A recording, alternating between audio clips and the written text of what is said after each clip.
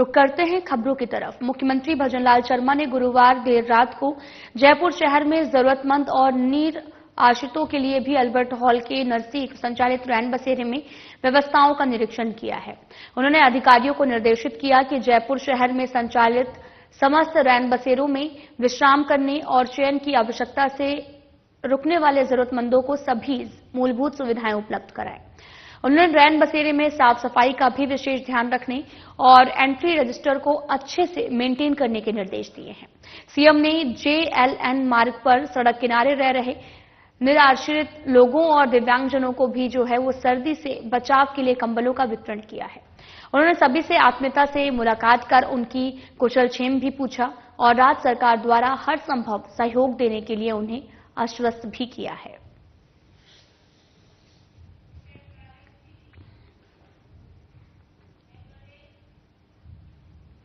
मुख्यमंत्री भजनलाल शर्मा ने पूर्वी राजस्थान के ऐतिहासिक एवं सांस्कृतिक महत्व वाले डींग कुम्हेर भरतपुर क्षेत्र में पर्यटन विकास हेतु 250 करोड़ रुपए की परियोजना को स्वदेश दर्शन योजना 2.0 में शामिल करने के संबंध में केंद्रीय पर्यटन एवं संस्कृति मंत्री गजेंद्र सिंह शेखावत को पत्र लिखा। शर्मा ने बताया कि डींग कुम्हेर यहां के किले, महल और जलकुंड, स्मारक, मंदिरों आदि का एकीकृत पर्यटन सर्किट विकसित किए जाने से ब्रज लोक कला और साथ ही संस्कृति का संरक्षण होगा। इससे पूर्वी राजस्थान के पर्यटन क्षेत्र को बढ़ावा मिलेगा। स्थानीय स्तर पर रोजगार के अवसरों में वृद्धि भी होगी।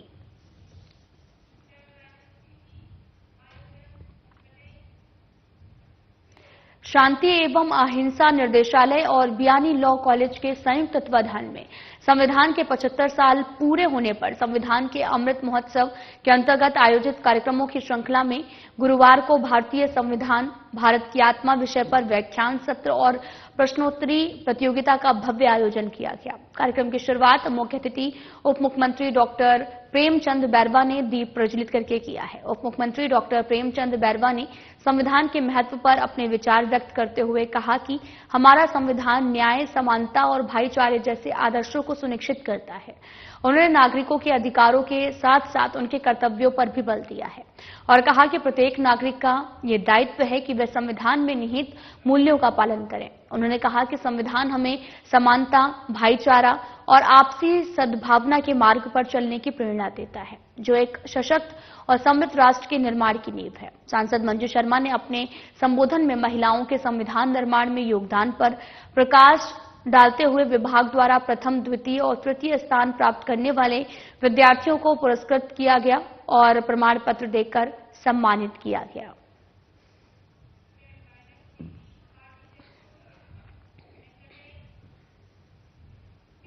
पूर्व लोकसभा सांसद और बीजेपी नेता स्वामी सुमेधानंद सरस्वती ने सीकर में कांग्रेस और मार्क्सवादी कम्युनिस्ट पार्टी के नेताओं द्वारा राज्य सरकार पर लगाए गए आरोपों का करारा जवाब दिया है। उन्होंने कहा कि मुख्यमंत्री भजनलाल शर्मा के नेतृत्व में राज्य सरकार ने पूर्व सरकार द्वारा बनाए गए नए जिलों की समीक्षा के लिए एक समिति का गठन किया है।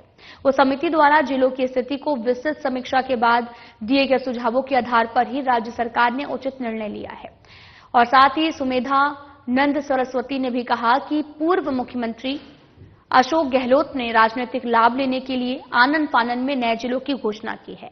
उन्होंने इस संदर्भ में रामलुभाया समिति की रिपोर्ट का ठीक प्रकार के अध्ययन तक नहीं किया। और पूर्व सांसद ने कहा कि आज शेखावाटी की चिंता करने वाले कांग्रेस और मार्क्सवादी कम्युनिस्ट पार्टी के नेता तब कहां थे जब यमुना जल बंटवारे का मुद्दा सालों से लंबित चल रहा था और यहां की जनता प्यासी मर रही थी। साथ ही मुख्यमंत्री भजनलाल शर्मा के विजन और भारतीय जनता पार्टी ने भी पहल करते हुए यमुना जल समझौता और कुंभाराम लिफ्ट कैनाल जैसे प्रोजेक्ट को धरातल पर उतारने के लिए कार्य किया है। सीकर में कल कांग्रेस और कम्युनिस्ट पार्टी के कुछ नेता इकट्ठे हुए। उन्होंने माननीय मुख्यमंत्री भजनलाल जी के फैसलों पर उंगली उठाई है।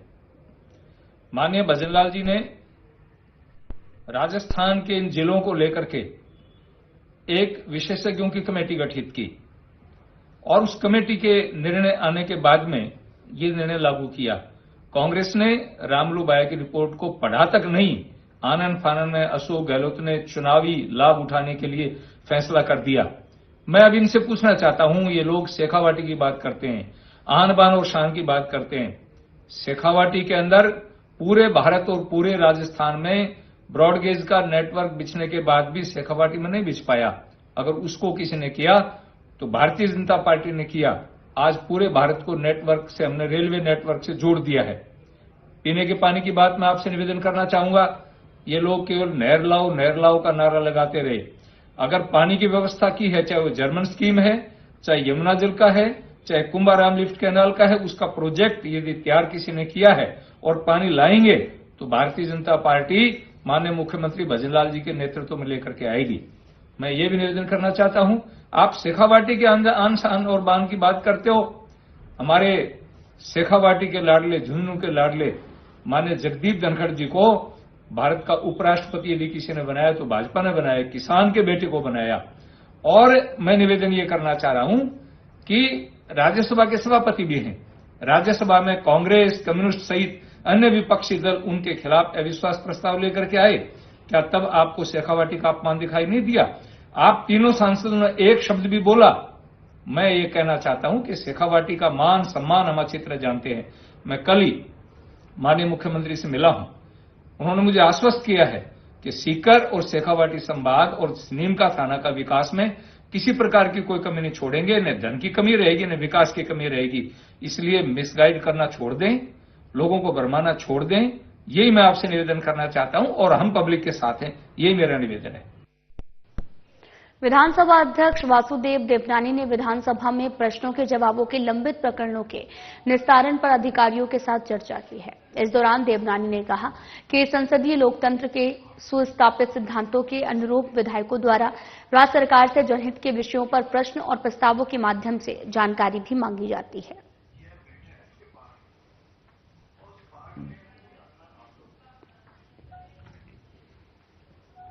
राजस्थान सरकार में युवा मामले और खेल मंत्री और साथ ही एथेंस ओलंपिक में रजत पदक विजेता पद्मश्री कर्नल राज्यवर्धन राठौड़ ने केंद्रीय युवा कार्यक्रम और खेल मंत्रालय द्वारा राष्ट्रीय खेल पुरस्कार 2024 की घोषणा करने पर राजस्थान की पैरा निशानेबाज और पैरालंपिक खेल पदक विजेता मोना अग्रवाल समेत समस्त खिलाड़ियों, प्रशिक्षकों, विश्वविद्यालय और संस्थानों को हार्दिक बधाई और शुभकामनाएं दी। कर्नल राज्यवर्धन ने कहा कि मोना अग्रवाल को अर्जुन पुरस्कार सम्मान के लिए चयनित होने पर हार्दिक बधाई और अनंत शुभकामनाएं। कर्नल राज्यवर्धन राठौड़ ने कहा कि मोना अग्रवाल समेत सभी खिलाड़ियों को, राजस्थान समेत पूरे राष्ट्र को गर्व है कि आप सभी की कड़ी मेहनत, समर्पण और उपलब्धियों ने भारत का मानवर्धन किया है।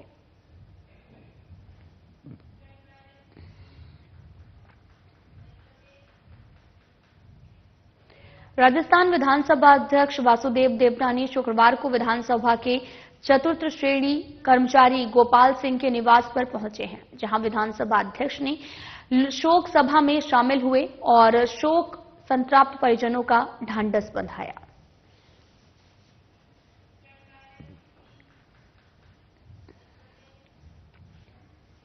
अलवर के सरिस्का से निकला टाइगर ST 2402 रैली में एक फार्म हाउस की रसोई में घुस गया है, जहां पर आपको बताते चले कि शुक्रवार सुबह सूचना मिलने पर वन विभाग की टीम ने पहुंचकर करीब 3 घंटे में उसे ट्रैकुलाइज कर पकड़ा है। साथ ही आपको ये भी बताते चले कि 1 जनवरी को ये टाइगर जो है वो दौसा पहुंचा, 3 लोगों पर हमला किया और वहीं रेंजर ने भी बताया कि ट्रैकुलाइज कर लिया गया है और बाघ को देखने के लिए गांव में भीड़ भी उमड़ पड़ी। घटनास्थल पर DFO अभिमन्यु सहारण और साथ ही ASP प्रियंका और टहला SHO प्रेमलता सहित कई अधिकारी मौजूद रहे। बाघ ने दौसा और रैली में 3 लोगों और वन कर्मियों की गाड़ी पर हमला किया है। ड्रोन और पग चिन्हों के आधार पर उसे ट्रैक किया गया।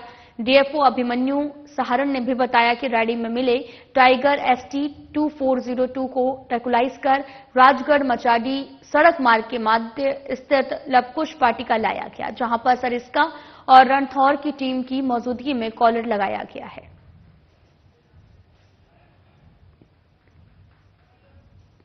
ये 3 दिन पहले हमें इसकी सूचना मिली थी कि ये दौसा जिले में पहुंच गया है और वहां पर हमने जाके इसको ट्रैंकुलाइज करने की कोशिश की थी, परंतु पूरे दिन ये सरसों के खेतों में, क्योंकि सरसों की फसल काफ़ी बड़ी हो रखी है, तो हमें मिल नहीं पाया, तो ट्रैंकुलाइज की कोशिश सफल नहीं हो पाई।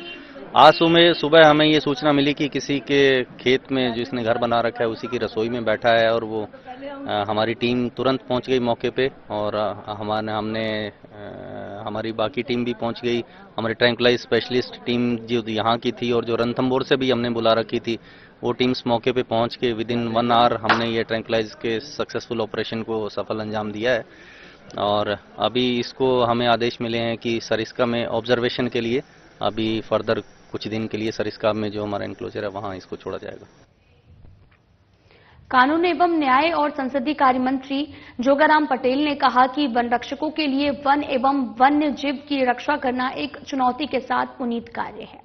इस दौरान मंत्री ने शुक्रवार को यहां पर राजस्थान पुलिस अकादमी में वानिकी सैटेलाइट प्रशिक्षण संस्थान और राजस्थान वानिकी एवं वन्य जीव प्रशिक्षण संस्थान जयपुर के संयुक्त तत्वाधान में आयोजित 119वें वन रक्षक आधारभूत प्रशिक्षण सत्र की पासिंग आउट परेड और समापन समारोह को मुख्य अतिथि के रूप में संबोधित कर रहे थे।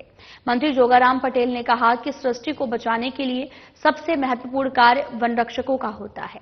उनका वन, पौधों और फूल और वन जीवों के साथ प्रतिदिन साक्षात्कार होता है। ऐसे महत्वपूर्ण कार्य में कई चुनौतियां हैं जो आपके सामने आएंगी, लेकिन उनका आपको दृढ़ता से मुकाबला करते हुए अपने कर्तव्यों का निर्वहन करना है।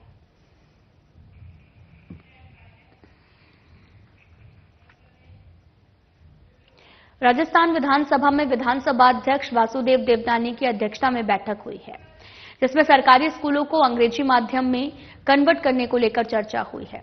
इस बैठक में तमाम अधिकारी और कर्मचारी भी मौजूद रहे हैं।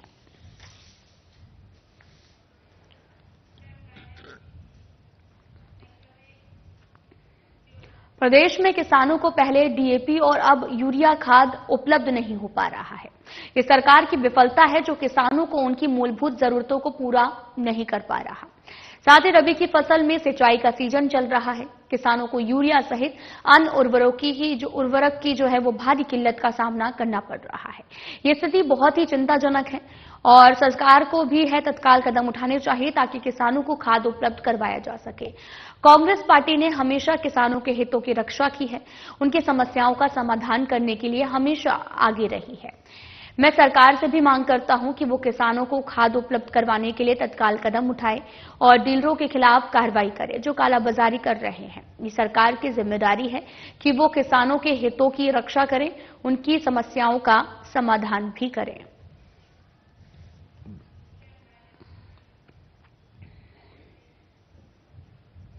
कोटा बूंदी संसदीय क्षेत्र में गरीब और वंचित वर्ग को गर्भवती महिलाओं के उचित पोषण और स्वास्थ्य सुरक्षा के उद्देश्य से संचालित सुपोषित मां अभियान के तीसरे चरण का शुभारंभ शुक्रवार का यहां पर 56 भोग परिसर से लोकसभा अध्यक्ष ओम बिरला और उप मुख्यमंत्री दिया कुमारी ने किया है। कार्यक्रम में गरीब और अभावग्रस्त परिवारों की 1500 गर्भवती महिलाओं को पोषण किट बांटे गए हैं। मुख्य अतिथि लोकसभा अध्यक्ष ओम बिरला ने भी उपस्थित महिलाओं को संबोधित करते हुए कहा कि समाज की आने वाली पीढ़ी स्वस्थ और गर्भवती महिलाओं को पर्याप्त पोषण मिल सके, इस उद्देश्य से सुपोषित मां अभियान शुरू किया गया है। गरीब और वंचित वर्ग की गर्भवती महिलाओं को चिन्हित कर 9 महीने तक उनकी निःशुल्क जांच और पौष्टिक आहार का इंतजाम करना इस अभियान की पहली प्राथमिकता है। उन्होंने उपस्थित लोगों का आह्वान किया और उनके मोहल्ले, गांव, ठाणी में कहीं पे भी ऐसी गर्भवती महिला मिले जिसे गरीबी के कारण पौष्टिक आहार नहीं मिल पा रहा हो, उनकी जानकारी उपलब्ध कराए ताकि सुपोषित मां अभियान के तृतीय चरण में उनके पोषण की भी जिम्मेदारी उठाई जा सके।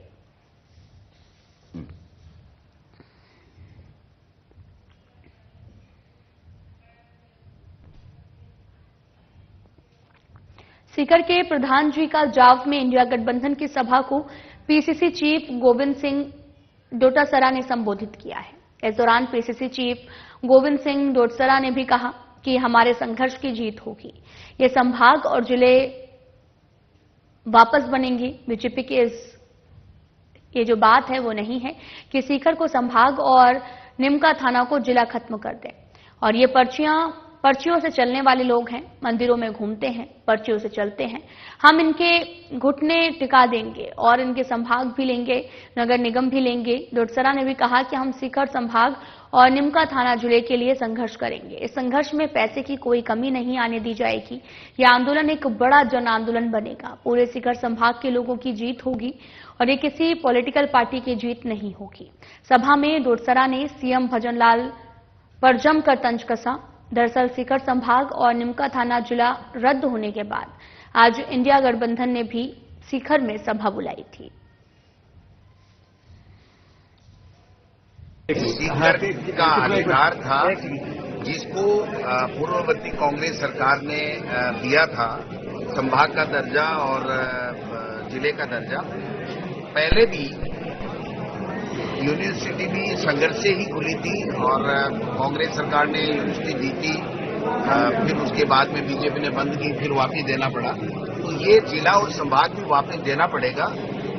इससे भाजपा सरकार को जन आंदोलन के सामने झुकना पड़ेगा, जनता की मांग के सामने झुकना पड़ेगा। माननीय अमराराम जी सीकर सांसद, हमारे राहुल कसवा जी चूरू के सांसद, ब्रजेंद्र ओला जी जो हमारे झुंझुनू के सांसद हैं, वो तीनों हमारी इस पूरे संघर्ष समिति में इसको कोऑर्डिनेट करेंगे। तीनों सुप्रीमो, तीनों जो फैसला जब भी कॉल करेंगे तो हम सब लोग इकट्ठे हो जाएंगे इनके नेतृत्व में। और अभी हमने तय किया है कि जो संघर्ष समिति बनेगी उस संघर्ष समिति में प्रारंभिक तौर पर 3 लोगों के संयुक्त हस्ताक्षर से कोई भी कार्यक्रम की घोषणा होगी। पेमाराम जी, सुनीता निराला जी और बाकी जी जाकर साहब। बाकी संघर्ष समिति जो बनेगी, संभाग स्तर की भी बनेगी, जिला स्तर की भी बनेगी, ब्लॉक लेवल पे भी बनेगी, विधानसभा लेवल पे भी बनेगी। जो भी संगठन है वो अपने अपने हिसाब से भी आंदोलन करेंगे, लेकिन ये जो सामूहिक जो आंदोलन होगा उसका फैसला हम सामूहिक रूप से बैठ करके करेंगे। बड़ा यहाँ पर बड़ी मीटिंग भी होगी 6 तारीख को बांसवाड़ा में। बांसवाड़ा संभाग के तीर्थ होने पर लोग कर रहे हैं, मैं भी जाऊंगा, अमराराम जी भी जाएंगे, राहुल कसवा जी और जो भी लोग हैं वो जाएंगे।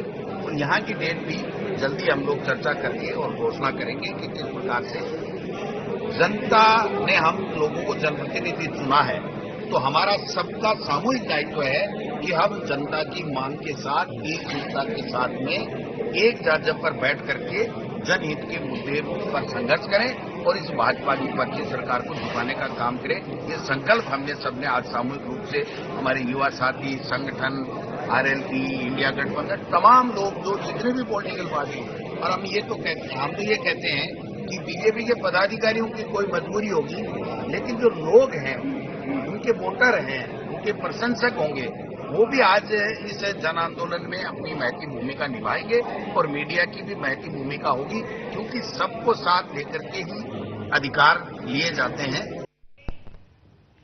प्रदेश के शिक्षा मंत्री मदन सिंह दिलावर ने पीसीसी चीफ गोविंद सिंह डोडसरा पर बड़ा हमला बोला है।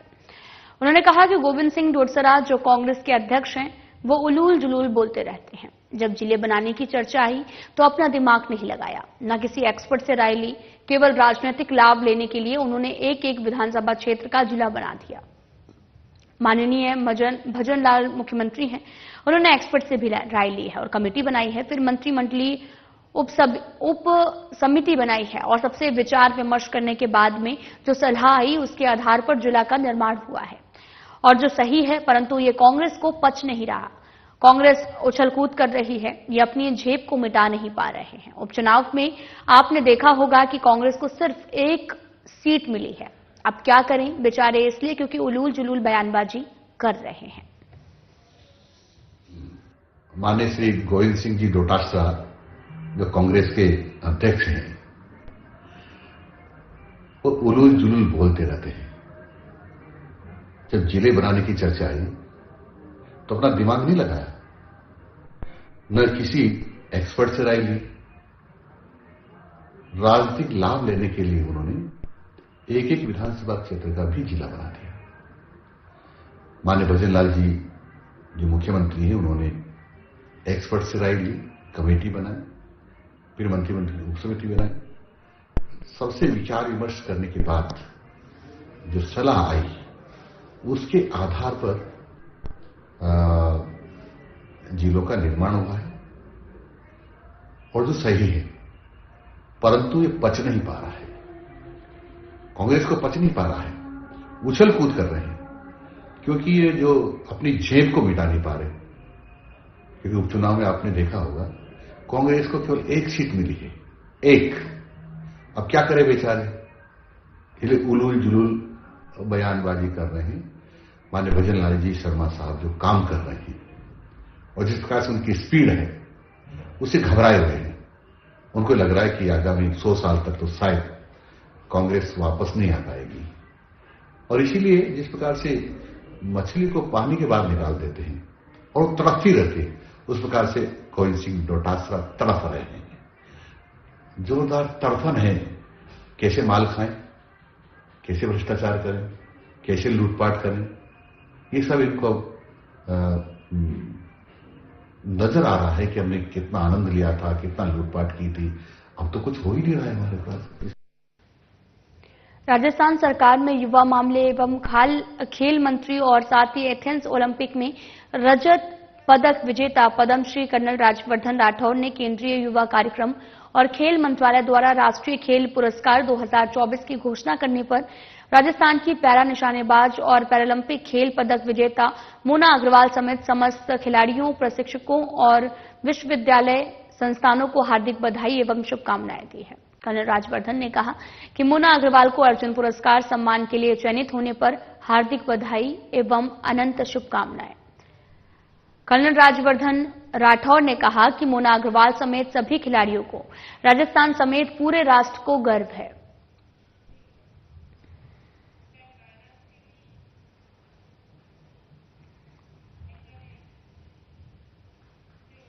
अपार आईडी जनरेशन परीक्षा पर चर्चा एवं सड़क सुरक्षा माह संबंधित विषयों पर गैर सरकारी शिक्षण संस्थानों के संगठनों की बैठक मुख्य जिला शिक्षा अधिकारी महेंद्र कुमार शर्मा की अध्यक्षता में आयोजित हुई। समग्र शिक्षा सभागार में आयोजित बैठक में अपार आईडी एवं शिक्षा परीक्षा की तैयारी से जुड़े कार्य भी करने के निर्देश दिए गए। सुरक्षा माह के संबंध में जानकारी दी गई और गैर सरकारी शिक्षण संस्थाओं द्वारा जागरूकता आयामों में सहयोग का आह्वान किया है। उन्होंने बाल वाहिनी संबंधित नियमों का पालन सख्ती से करने के लिए निर्देशित किया है। जिला शिक्षा अधिकारी गजानंद सेवक ने भी कहा कि छुट्टी के दिन स्कूल खुले मिलने की शिकायतें की गंभीरता से मॉनिटरिंग की जा रही है। इसके मद्देनजर छुट्टी या छुट्टियों के दौरान स्कूल संचालन का कार्य नहीं किया जाना चाहिए।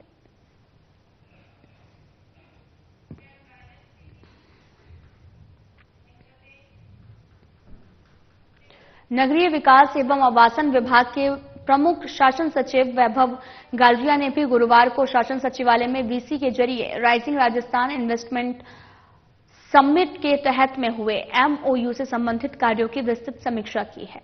उन्होंने कहा कि राइजिंग राजस्थान के एमओयू पर धरातल पर लाने के लिए समस्त प्राधिकरण एवं न्यास अपने अपने जिले के जिला कलेक्टर से समन्वय कर निवेशकों के साथ संपर्क स्थापित करें, भूमि के चिन्हीकरण और भू आवंटन आदि प्रकरणों का समयबद्ध क्रियान्वयन सुनिश्चित करें।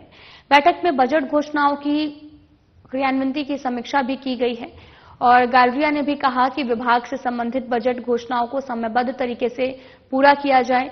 उन्होंने इस संबंध में भी आ रही समस्याओं के बारे में अधिकारियों से चर्चा की और उचित दिशा निर्देश दिए। उन्होंने विधानसभा प्रश्नों के उत्तर, लंबित लाइट्स प्रकरण और संपर्क पोर्टल के प्रकरण, कर्मयोगी पोर्टल पर पंजीकरण की समीक्षा, रिक्त भूखंड एवं लैंड बैंक की भी समीक्षा सहित अन्य बिंदुओं के संबंध में भी अधिकारियों से चर्चा की है। उन्होंने जेडीए में लंबित न्यायिक प्रकरणों की संख्या में आई कमी की सराहना की और कहा कि जिलों में लंबित प्रकरणों को अतिशीघ्र जो है वो निस्तारण के निर्देश दिए हैं।